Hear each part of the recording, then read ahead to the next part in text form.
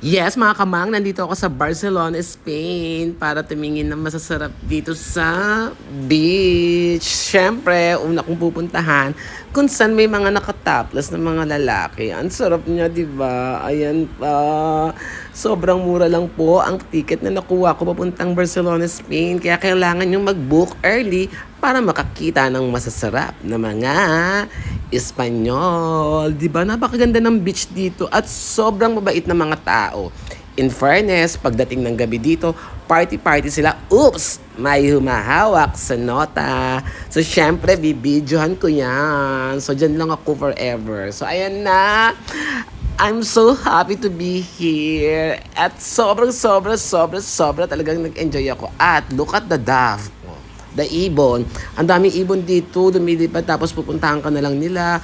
Kukuha sila ng pagkain mo. So yan, oh, 'di ba? Ayan na sila. Ay, ayan na, kala ko babagsak sa akin.